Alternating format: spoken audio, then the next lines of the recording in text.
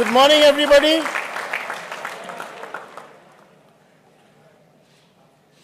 It's my great pleasure to let you know that we have back on campus one of the most celebrated IIT Kharagpur alumnus, a person all of you look forward to, and a person who everybody in the country and in the world emulate and look forward to becoming one like him. Now, before this program was set up, the Google team wanted to bring in drums to welcome him. So I thought that drums is not probably the best way to welcome Sundar. So we'll do it the KGP way. KGP ka tempo. KGP ka tempo. KGP ka tempo. Thank you.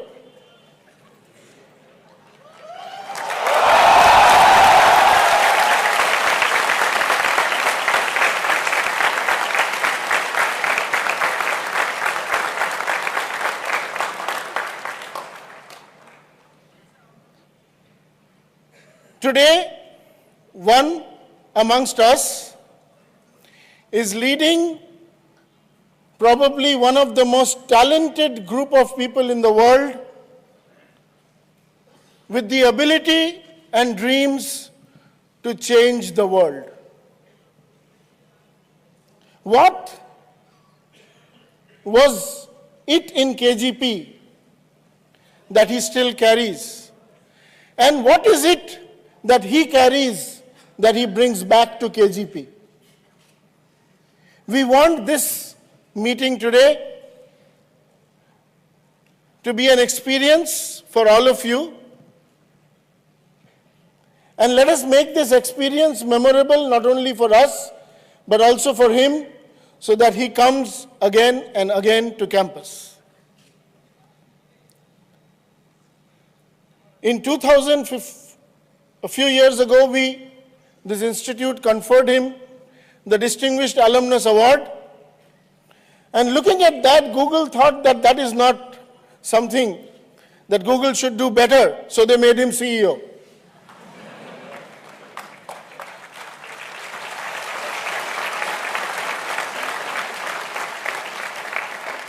So from tomorrow onwards, we are going to deliberate what is the next thing we are going to do. And let that be a secret for some more time. Before Sundar comes in, and I don't want to waste everybody's time, I will first request Rajan, who's the head of Google India and Southeast Asia. We welcome Rajan and his team here for the great cooperation and the arrangements that have been made. Please welcome Rajan Anandan.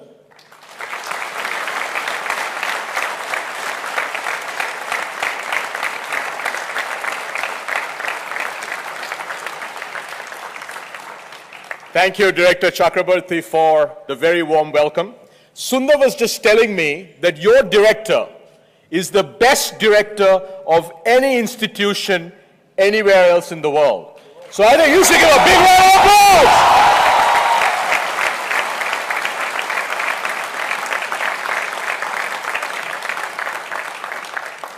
I'm incredibly excited to be here today with all of you, and I want to thank all of you for many of you who are actually almost all of you who've been sitting in the sun for at least 30 minutes, probably much longer than that, for bearing with us, waiting to hear Sundar, who'll be up here in a minute. As many of you know, Google and IITs have had a long history. Many of our most senior leaders and a large number of our top-performing engineers at Google come from the IITs.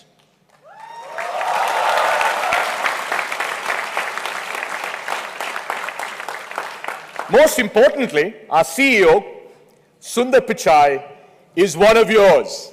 KGP 1993.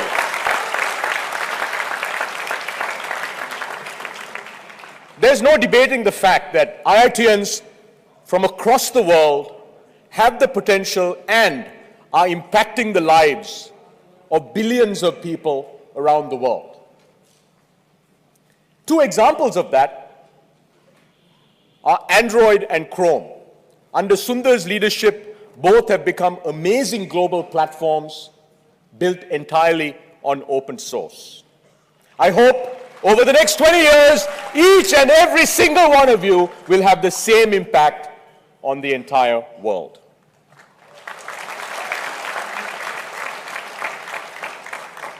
Today, India is among the largest contributors to open source projects around the world.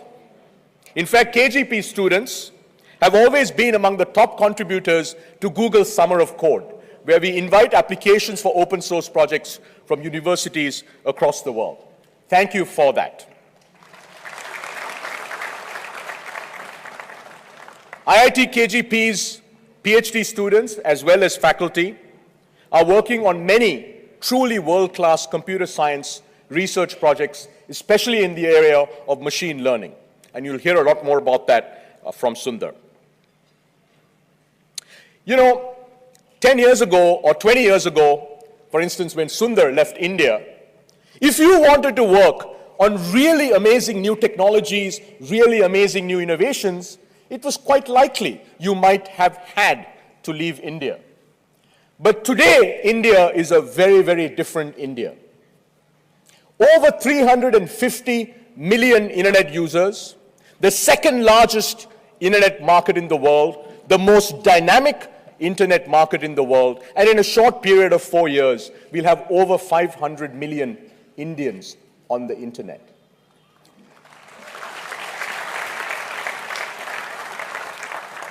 For many of you, you wouldn't have to leave India. In fact, I genuinely hope that none of you leave India, that all of you stay in India and all of you innovate for India. But as we look at this country,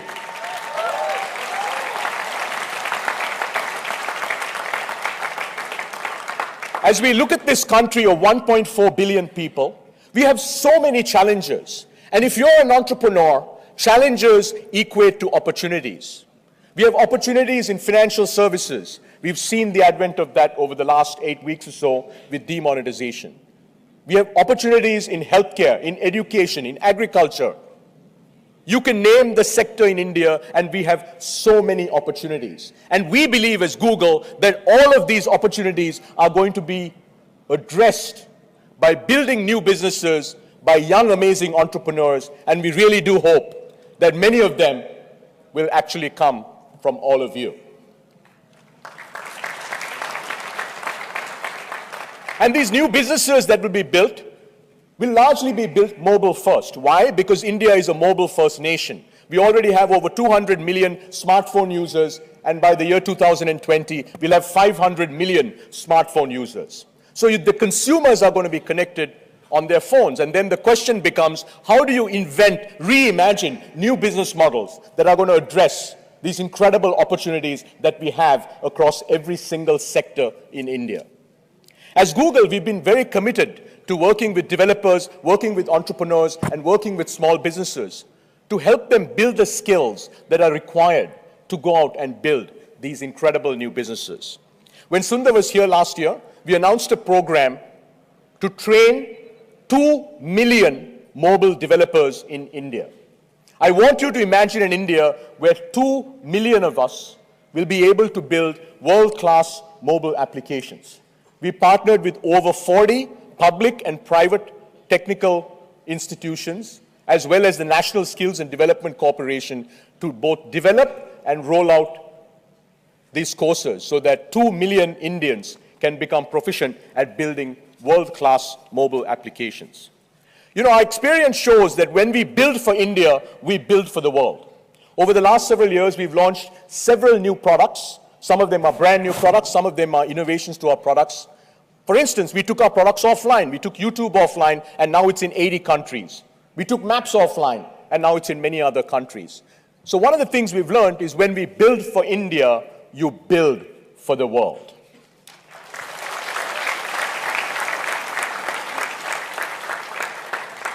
IITs have played a very critical role in giving the world the best minds.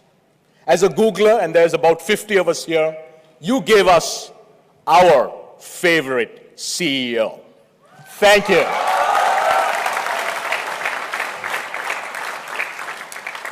In 10 or 20 years, one of you will be sitting on this chair.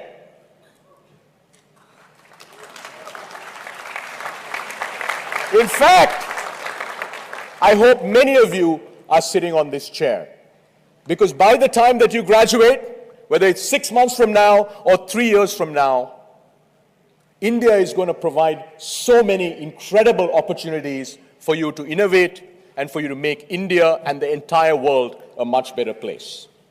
Now I'd like to welcome our moderator for the fireside chat, Hitesh Oberoi. Hitesh is the co-promoter, managing director, and CEO of InfoEdge. InfoEdge, as all of you know, is India's most valuable publicly traded internet company. Brands that many of you will know, like Naukri, 99 Acres, Jeevan Saathi, and many other brands are owned by InfoEdge. Over the last 15, 20 years, they've built an amazing internet company right here in India. In fact, Zomato, which I'm assuming many of you use, is Zomato here in Kharagpur as well? Fantastic. Is majority owned by InfoEdge as well. Hitesh is a very close friend and kindly agreed to be here, so I want to thank Hitesh for being here. Hitesh is also an IITian, IIT Delhi 1994. Thank you all for joining us, and let me now welcome Hitesh on stage to start the main event. Have a great time.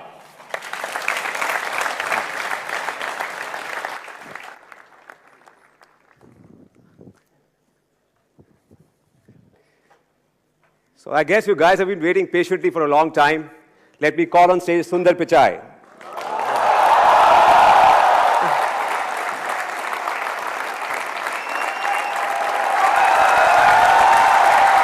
Welcome.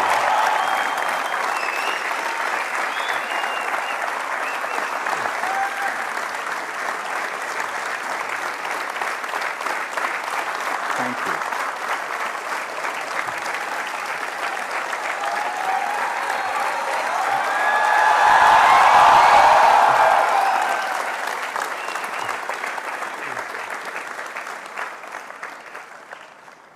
So welcome Sundar to IIT Kharagpur. As you can see, you don't need much of an introduction here. You're a rock star on campus. We have over 3,500 students here in the amphitheater and outside. Hopefully they're not Waiting too for you warm. to hear It from looks you. hot there. Yeah. So tell us, I mean, how does it feel to be back at IIT Kharagpur after 23 years? I mean, it is, last time I left, I was making my way to the train station. I was pretty sad to be leaving college. It was an amazing 4 years. I haven't been back since then, so it's, it's extremely nostalgic. I had a chance to come and go back and see the hostel and the wing Beat Up West in Nehru Hall, where I stayed. And I can see there are a few Nehruites out there. But it's been phenomenal to come back. Did you ever imagine that you would be here 23 years later, sitting in an amphitheater like this in front of 3,500 students? No, definitely not. I was, I think, as most people here know, getting into IIT is hard work. And so when I came to college, I was just looking to have a good time. It was a great 4 years. So I hadn't thought that further along. But it's definitely great to be back here. Okay. Well, we have a few pictures of yours from the time you were at Kharagpur. Can we play those pictures? Yeah. What do you say?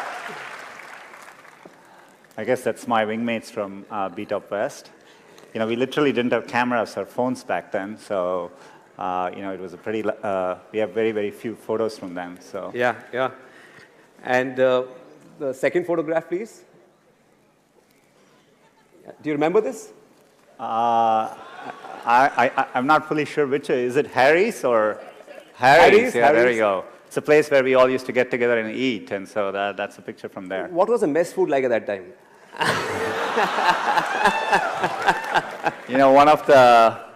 one of the favorite questions, when the mess staff was great, but, when I used to join, people would ask us to guess whether it was sambar or dal. Is that still the case?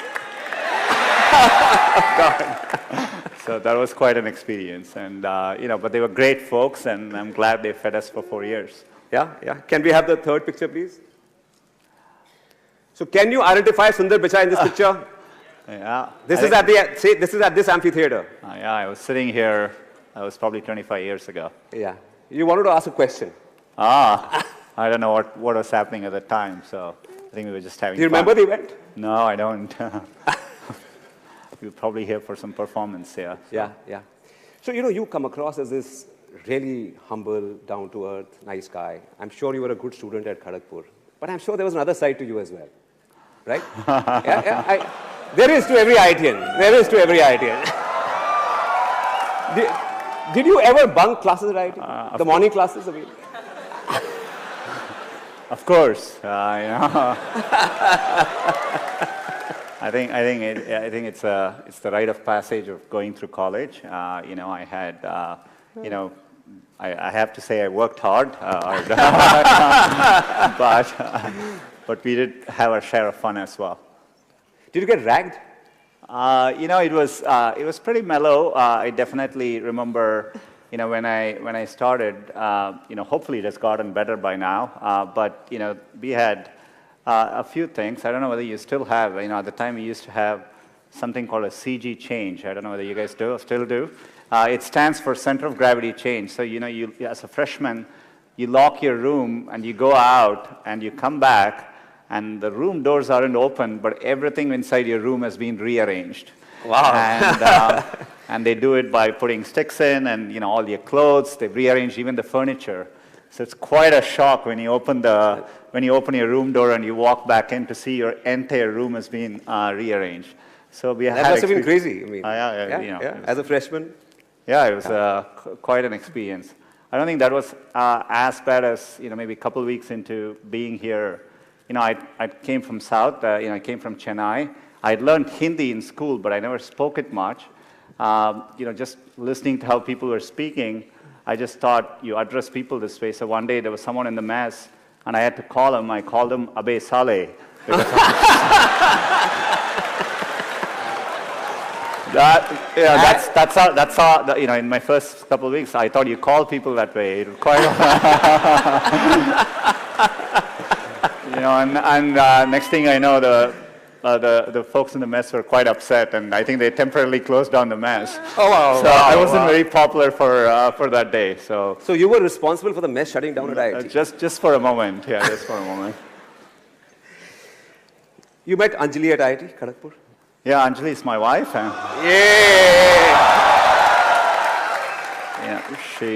She was my classmate. She lived in. Do you still have? I hope you still have SN Hall. And it was the only girls' hostel then, and I hope there are a few more now. And it wasn't always easy if you had to go get someone at the girls' hostel, you had to walk in the front and request someone there to go call them. And so they would go in and loudly say, Anjali, Sundar is here for you. So it wasn't exactly a pleasant experience, but Does it still work like that, or you guys use technology? I guess it's moved on by now. Yeah. So, when we were on campus, there was no Google, and there was no internet. Mm-hmm. So how have things changed? You've come here after a long time. Do you see a difference between then and now?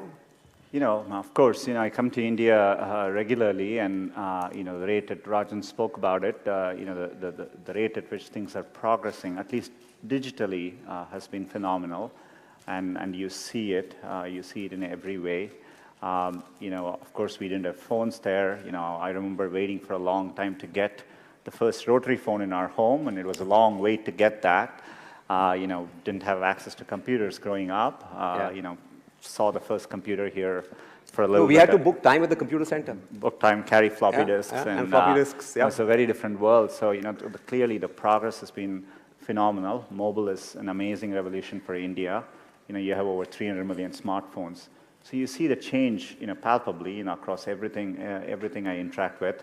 Though I have to say, walking into Nehru Hall, looking at my dorm, it still looks exactly the same as it did 25 years ago. So some things don't change, which is for the good, I guess. Right, right. As you know, we have so many students here, and we asked them to send their questions, and we got about 1,200 of them. So we've chosen a few, okay, for you to answer. So if we can move to the first student, Sheikh Mohammed Samir. Can we have your question, please? Yeah, over there in that corner. Sheikh Mohammed Samir. You must have sit here, so you know how glad we all are about you. Every student is anxious about your replies, and professors are happy that a student of theirs is in such a position. I want to ask, every student aspires to be in a respectable position. So when did you feel that you reached a checkpoint? When did you feel, yeah, I'm going to change from an alumnus to a distinguished alumnus? I don't get to make that decision. I think it's a decision by the faculty here. I think I always approached it as I look to do something I really like doing. I'd always wanted to build products, and in my life, getting access to computing made a big difference. And so I've always wanted to work on computing, build computing products which could reach many users. And that's what I've been focused on. And so I think it's an end result of that. So. Okay, can we have another question from Chiranjeev Singh Rathore? Yeah, over there. Hi, sir. Sir, my question was, we are students, and you are very humble, but there must be some crazy things you've done when you were in campus. So any of those memories? What was the craziest thing you did at IIT Kharagpur? You mean crazier than calling somebody Abe Saleh in the gym? I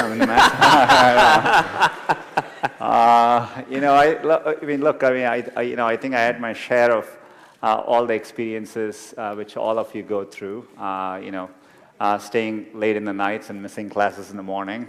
But overall, we had a very good group of folks. Living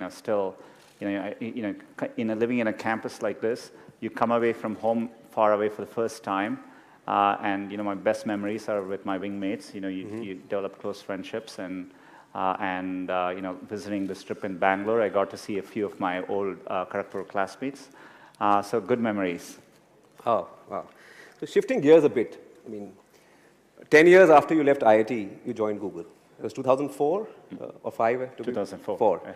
And 10 years later, you were running Google, the world's most innovative technology company, right? The Google products just grow on you. Google Search, YouTube, Android, Maps.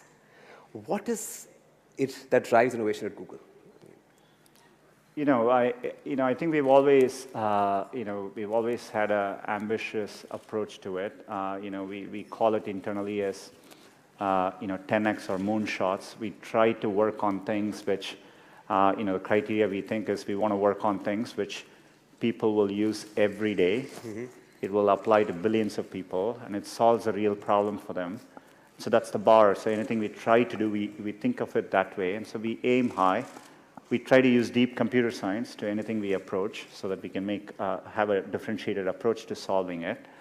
And you want to aim high enough that you fail, a few times. I think that's the natural part of the process. In fact, Larry used to say, if you work on really difficult things, you're better off because you have no competition. Others aren't working on that difficult a problem. And even if you fail, you end up doing something great in the process. And so I think that's the philosophy which has guided us all through these years. So you don't touch anything which is not relevant for at least 1 billion users? We think, if the product is successful, that everyone should be able to use it. It applies to everyone. And Maps is a good example of it. If you think about it, understanding the world around you is a real human need. It applies to everyone. So we tend to focus on those kinds of problems, and that's what drives this. You've been talking lately a lot about machine learning and AI. AI was talked about even 25 years ago when I was at IIT and when you were at IIT. What has changed in the last 2 or 3 years? Why has AI become suddenly, and machine learning suddenly become the new buzzword? I mean, I think the biggest advances you're seeing is largely due to two things. The techniques which we use in deep learning, deep neural networks, have been around for many years. But early on, they weren't that effective because you just didn't have the computational power to run these algorithms. Just for the past many years, the computational power has dramatically increased. So when you run deep learning on the latest computation, and with access to better data, you get dramatic breakthroughs. So for example, we recently launched Google Translate, and this is machine translation, and using our deep learning systems, the translation quality improvements just in the last year is bigger than what we've seen in the past 10 years cumulatively. Wow, wow. So it tells us that the ability for computers to do these kinds of tasks, be it image recognition, speech recognition, voice recognition, it's really hitting a tipping point. So I think we are definitely in a point of inflection, and we are investing a lot as a company here. And I can't wait to get these benefits to as many users as possible. I think it'll really drive the next wave of computing. Excellent. You were in Bangalore. You met startups in Bangalore. And I heard you say that there's nothing really missing as far as startups in India go. They're as good as startups elsewhere in the world. But there's one thing which sort of, we also invest in startups, and we face this problem as well ourselves as a company, that the Indian market is not large enough to invest a lot in technology. So, so how do you, in a situation like this, compete with MNCs, which have large investments in technology? No, I think it's a good question. I think part of the problem is in India, the potential is there, and the market is developing. I think it'll take a few more years for it to fully realize the potential. For all its potential, we get excited about smartphones, but we are talking a number of 300 million in a country of 1.3 billion people. Yeah. And not all of them have good connectivity as well.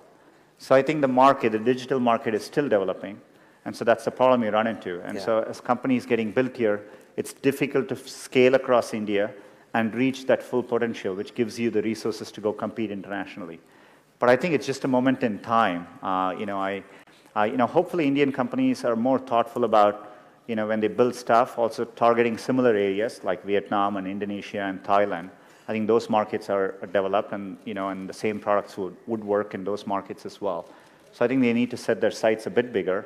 But it's a good question. But I think the trend lines are strongly in the favor. I think every year I can see the rate at which things are changing. Yeah. So in about 3 to 4 years, I'm pretty convinced, at least in a 5 to 10 year time frame, that there will be big global, software companies coming out of India, and we will be very used to it. So when these guys graduate and when they want to build the next Google, they should build for the international market as well, and not just for the Indian market? Yeah, I mean, I would aim big, and I definitely think you can build from India, and we see that at Google, increasingly there are things which we think about building for the Indian market, but which we think will apply globally. So we are here sitting at IIT Kharagpur, and technology, as we know, is disrupting everything. It's disrupting education as well, right? Elementary education, even higher education. Today, you can get access to the best courses offered by the best universities in the world online, right? Mm-hmm. You can get access to courses from Stanford, MIT, everywhere on your desktop, right? So in a situation, and there are 5,000 engineering colleges in India, and many other institutions. So what is sitting where you are, what would you recommend to them? How should they be looking at education? How should they be thinking about education going forward? I think, it's one of the great things about India is this tremendous interest in education. People talk about it all the time. Most parents aspire for this for their children. And so I think it's a great foundation we have as a country. I think education needs to evolve and change just like with everything else. In my experience growing up here, I think there's a lot of emphasis on spending time on the books and, learning things academically. Yeah. I think, working the real world, I would say, it is important to be well-rounded. It's important to, try different things, take some risks. I would encourage people to, follow their passions a little bit more.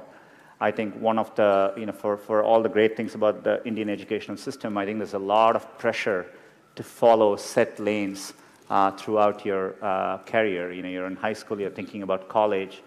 I get very surprised. People come to IITs and immediately they are thinking about IIMs and so on. Yeah, I think it's important to get real-world experience. And if you take the US, for example, at a place like Stanford, most students don't choose their majors till their final year. So people explore different things and find what they're really passionate about. So I think those are all good things to aspire to. I think I would like to see people value creativity, value experience of doing things, taking risks, and academics is important, but it is not as important as it's also made out to be. So you would want people and institutes to focus a lot more on experiential learning, project work, internships, stuff like that, to get real life experience. Yeah, I think that matters a lot. I think people should be encouraged to take risks a little bit more and try different things till they find what they like doing. Yeah, and things have changed. It's okay to fail even in India now. Oh, I absolutely think, look, it's remarkable to be at IIT. There are many, many great people who don't make it in, and you'll see this later in life. People do well from all walks of life. I think it's important to remember, getting into an elite institution doesn't guarantee success. It matters a lot, but it doesn't guarantee success. And I think it's important to keep that perspective in life. And life is a long road, and so you want to take it at the right pace and enjoy what you're doing. I interviewed a guy recently for our company, and he was all of 26, 27 years old, and he had done a startup after graduating. And he was very excited, and he wanted to do new things. So I asked him, what happened? I mean, why did you give up on the startup? You've already done one or two things, and you want to try a third thing. He said, I saw these friends of mine who graduated with me. They're doing such exciting stuff overseas and in India.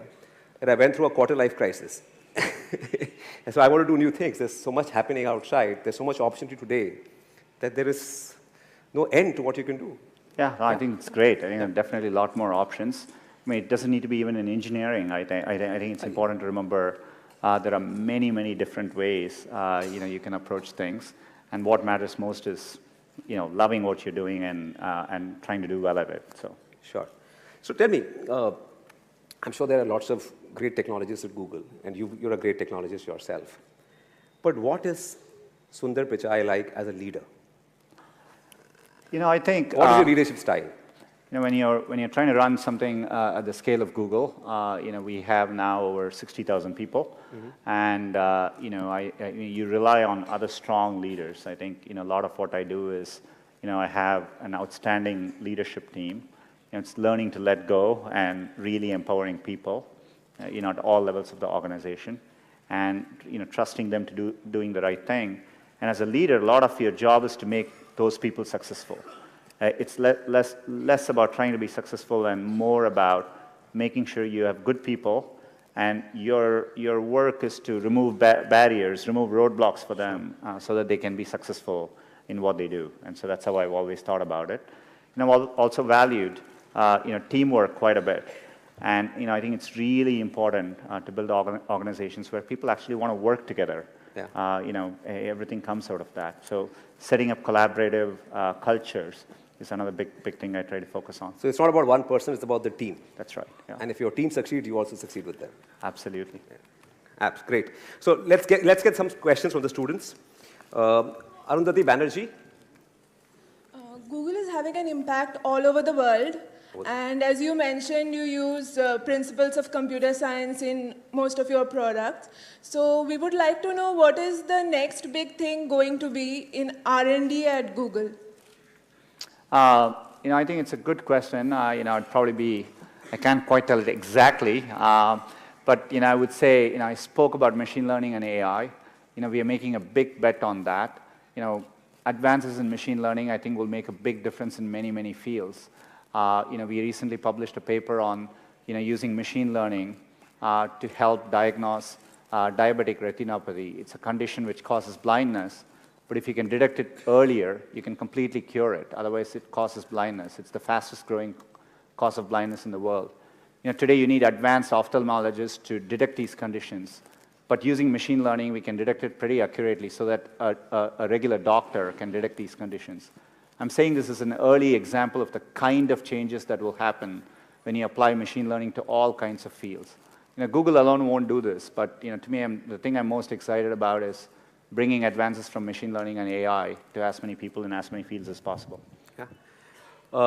Can we take one more question from Nishchal Kuterekar? Hi, Sundar. Okay, here he is. Hey, Hey. Right. My question is, how much power you have as a CEO of Google? Can you change the Google Doodle to IIT KGP building for a day?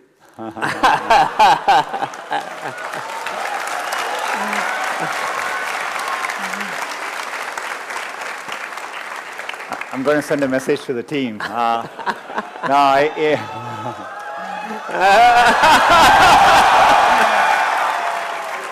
Before you get too excited, I mean, the good news is Google is set up in a way, I think even if I send that email, they wouldn't do it, and here's the reason why. I think we have, we build an organization with strong ideals and values on when we show doodles, for what occasions, and it's less about what I want to happen as much as, we have a set of rules to go by. But, KGP definitely deserves celebration, and, look forward to doing it in the most thoughtful way possible. No, we are a client of Google. Can you put us on the homepage of Google? There you go. That's why we are thoughtful about these things. Great. So, okay. Can we go to Sankalp, please? Oh, Sankalp is here right behind us. Yeah. Hello, sir. Wow. What is the role of Google in the digitization of India? I think, it's very much with our, core to our mission statement. As I said earlier, we really try hard to build products that work for everyone in the world. Search works that way, and so, when we look at India, the main areas where we have really focused on is a few things. To really make a difference in India, you need to get Google working in as many languages as possible.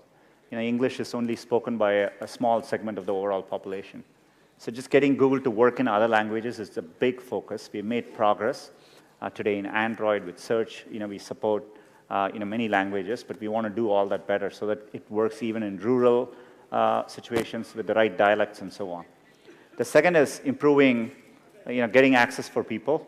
So, I would love to see cheaper smartphones, entry-level smartphones. I think to really, we need to bring the prices down even more, maybe at a $30 US level for India for entry-level smartphones. And connectivity is extraordinarily important. This is why, we've been working on the Wi-Fi project. We have connected 100 railway stations. I heard the Kharagpur railway station has Wi-Fi.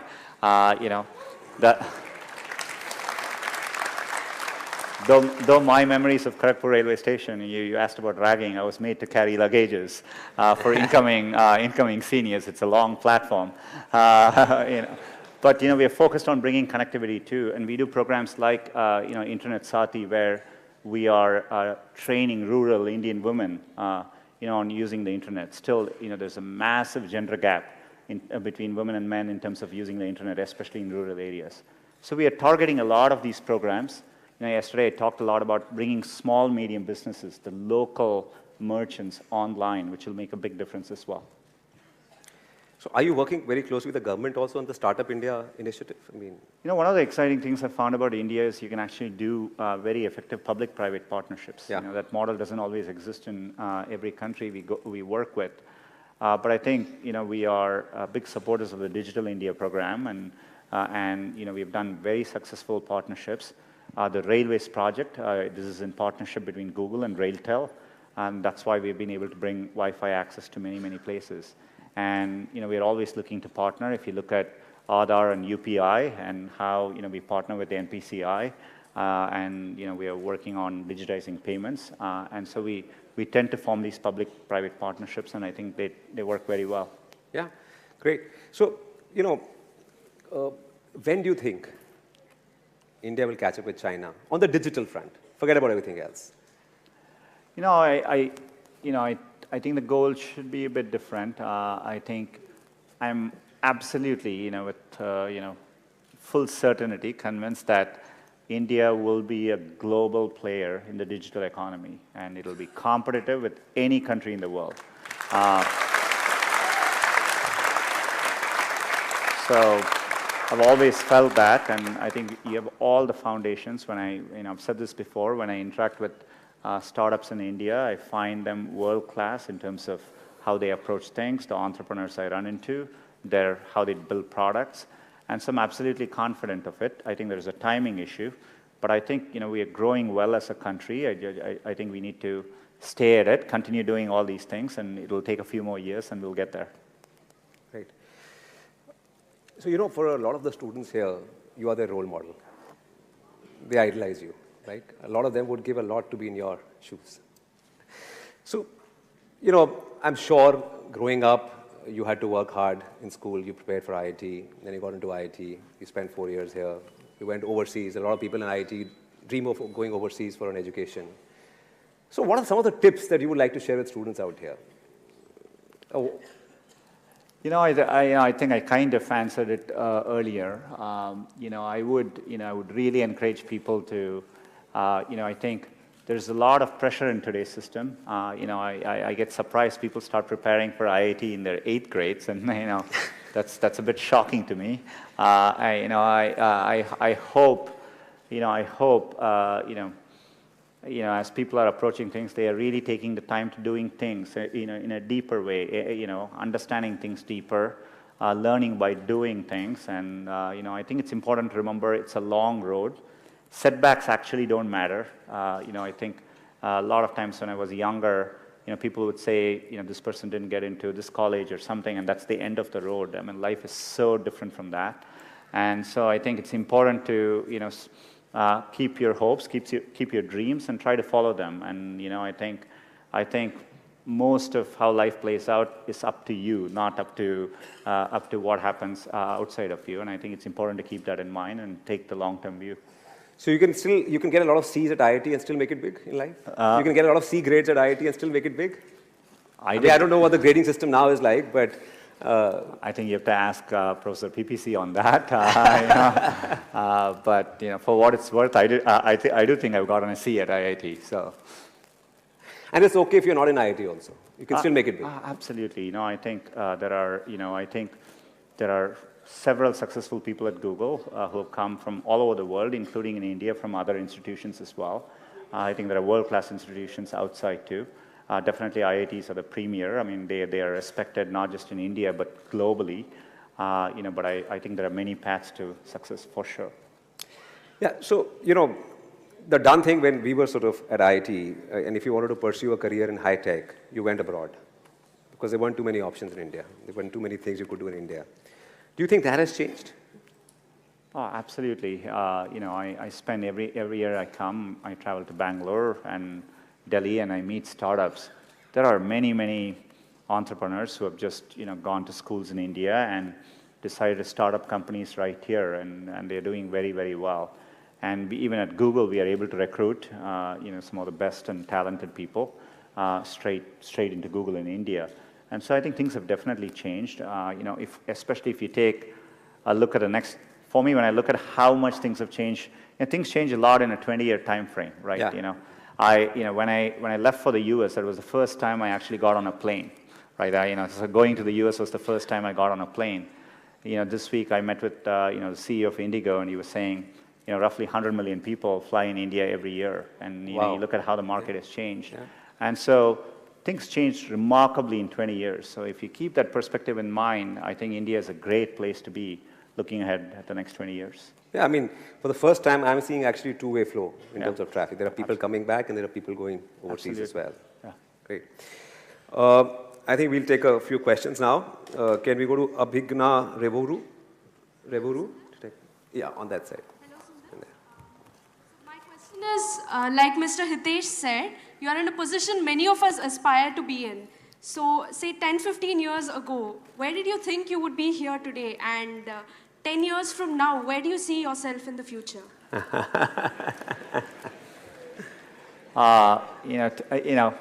10-year shifts are really big. Just so you understand, in the 80s, mid-80s, personal computers came into being. 10 years later, the internet came into play. 10 years later, smartphones came into play. So in 10 years, things shift around so much. I'm not sure what I'll be doing in 10 years, but the thing which still keeps me going is the desire to build products which will be used by billions of users and makes a difference for them. hopefully I still have a chance to do that 10 years from now. Yeah, great. Naman Gupta, can we take a question from Naman Gupta, please? Hi, Sundar. What's your advice for a student of mathematics like me who is not studying core computer science? How can I get a job at Google? How can we work at the dream company Google? So how many people here want to work for Google? Yeah. Wow. Maybe we should open a campus in Kharagpur. The good news I would have for you is, mathematics is foundational. Earlier I talked about machine learning.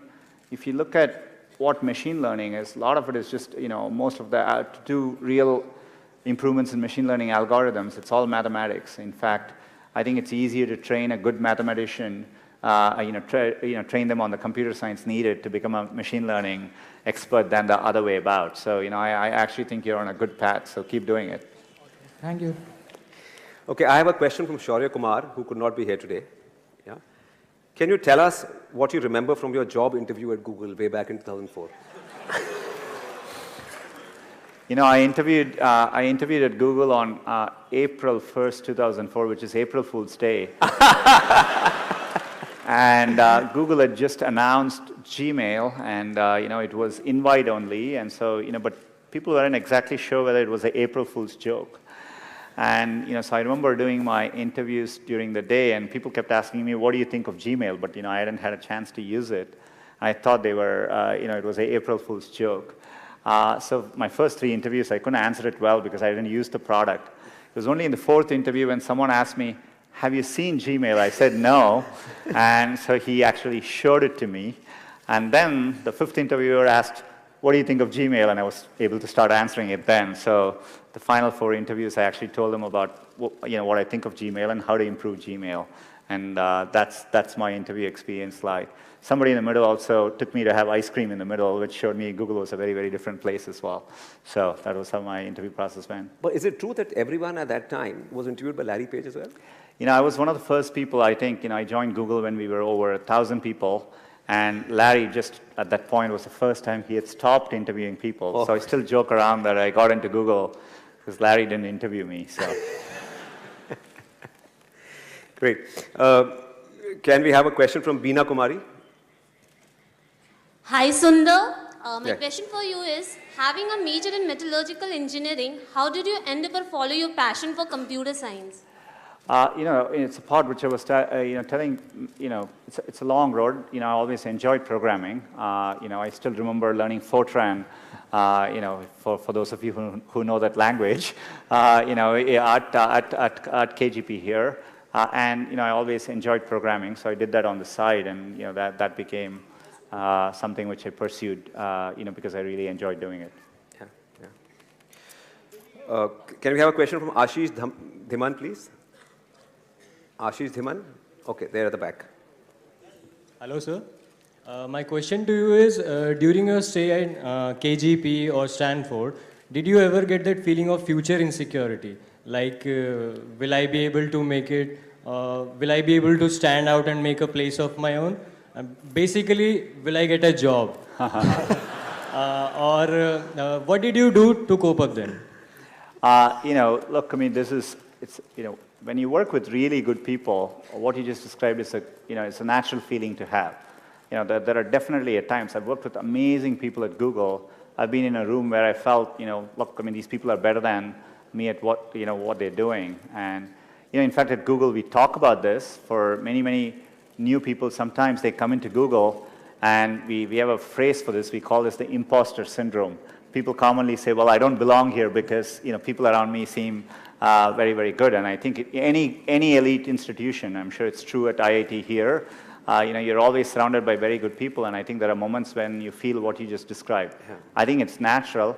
If anything, I would say you almost always want to feel that all through your life, because that means you're working with people who are very, very good, and and that's really important. So you always, if you feel very comfortable in what you're doing, I don't think you're pushing yourself enough, and so I think you always want to strive to be in environments where you feel the people around you are a little bit better than you are.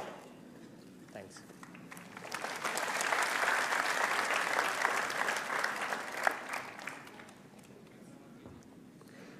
Is Mama Paul here? Yeah, okay. Hello, sir.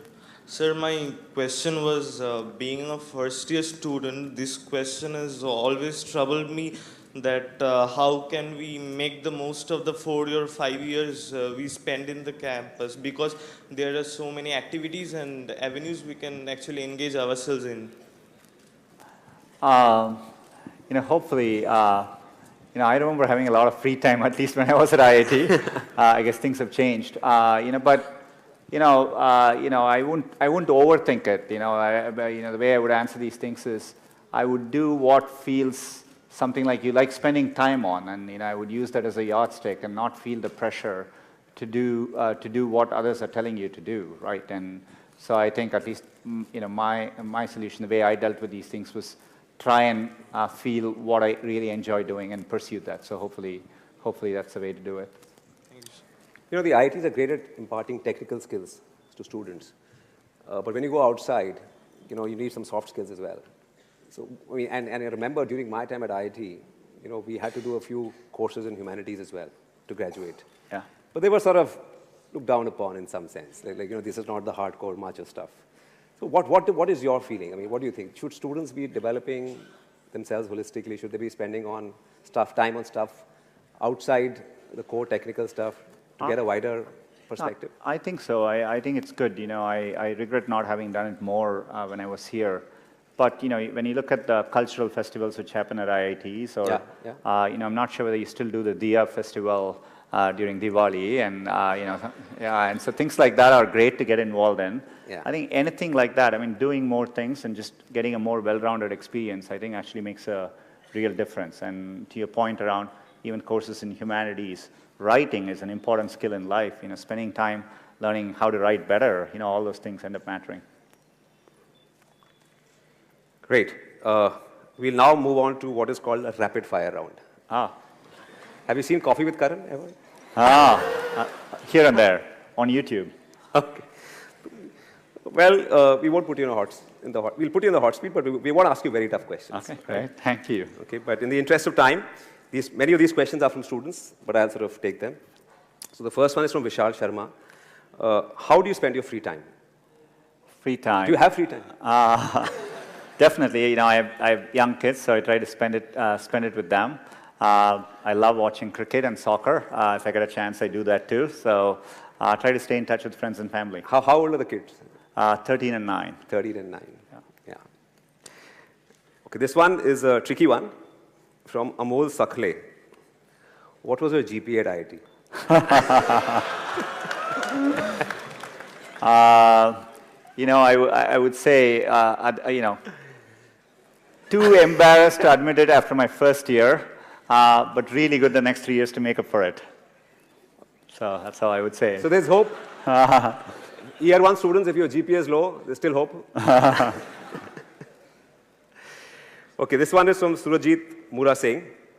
Who was your idol during your BTech days?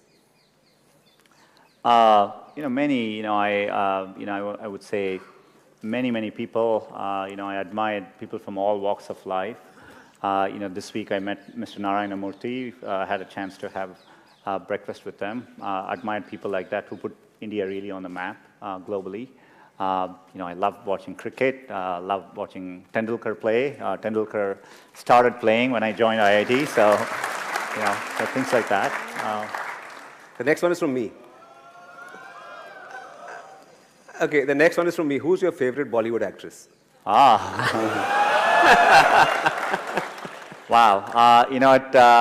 At Google, I had a chance to host and interview Deepika Padukone and Shah Rukh Khan. And so maybe Deepika Padukone. I used to enjoy watching Prakash Padukone play badminton as well, so combination of the two. And who was your favorite actress when you were growing up? Favorite actors? Actress growing up. There were many. I can choose. Do you have a poster in your room? I don't want to comment on posters and what happens in college dorm stays there, right? So. Great. Okay, this one is from Ankit Kumar. Who was your favorite professor at IIT Kharagpur? There were quite a few, I think, Professor Roy from my department, Professor Indranil Manna, who is now at IIT Kanpur, they were two of my favorite professors. So. Yeah, great. This one is from Gaurav Malik. Do you still get calls from your college friends? I do. Today it's much easier to stay in touch through many different ways, but, I definitely, as I said, a few of us met up in Bangalore, and so it was good to meet with a few friends from KGP in Bangalore. So I still. Do you have a group which you are on with all these friends of yours? Yeah. I mean, we follow them on Facebook, WhatsApp, everything, just like everyone else does. Hey, great. And this one is from Fahad Shaheen. How can I replace you at Google?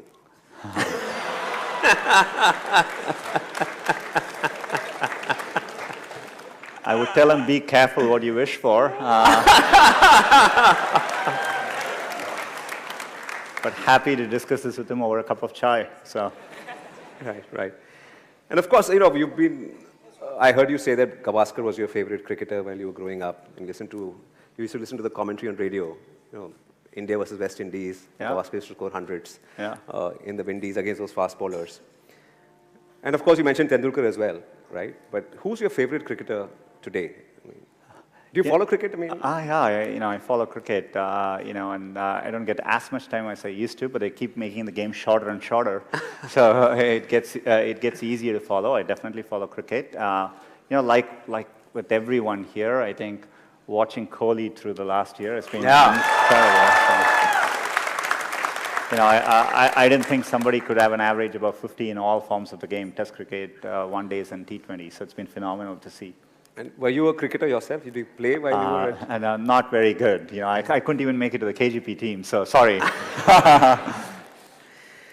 Okay, great. I think, Sundar, it's been awesome talking to you. Thank you for taking the time out to be here with all these students. I'm sure they'll go back a lot more inspired. Okay? One last request. Can we have a selfie with everyone? Oh, absolutely. Well, thank you so much for taking the time and waiting here, and it's been a great day. Thank you. Okay.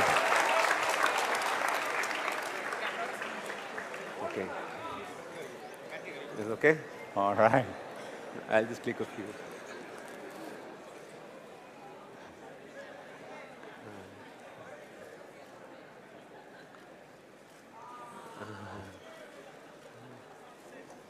All right. Thank you so much. Thank you. Yeah, thank you. Oh, one with these guys as well.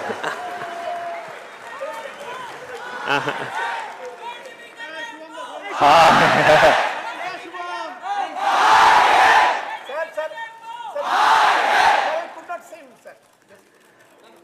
All right. Thank you, guys. Thank you so much. Thank you so much. Check. Guys, remain seated. We have an important announcement to make. First of all, round of applause for Sundar. Round of applause, everybody. Big round of applause. Maximum round of applause. Remain seated. We'll evacuate the venue shortly. First, the first 3 rows will leave. Then the others will leave. So everybody, please remain seated. Otherwise, there'll be chaos. This is still being live streamed. You are still being judged. Yes. Careful. But before we leave, let's give a big round of applause for Professor PPC for hosting us. Yes. To Professor Siddhartha and Professor Baiduria for all the help in getting this event together. Round of applause for them, everybody. Professor S.S. Das and his entire team, please taaliyan bajao. Yes. Shamal Viswas, Sabyasachi Ghosh, Mr. B.B. Roy, S.S. Jha and their teams, unke liye taaliyan bajao, please. Sab log bajao. Okay, 2 log baja rahe. Also to Pushkar and Shovan. Round of applause for them. And mostly, out of everybody else, round of applause for you guys. You guys have been a fantastic audience. For being fantastic, for sitting in the sun. Thank you very much. Round of applause for these guys just sitting on the stage, getting backstage view of this whole thing. After the first 3 rows leave, then the students who are standing, they'll leave, and then the rest of us will evacuate. Okay? Make it slow, take your time, otherwise there will be chaos. Okay? Thank you guys. Bye-bye.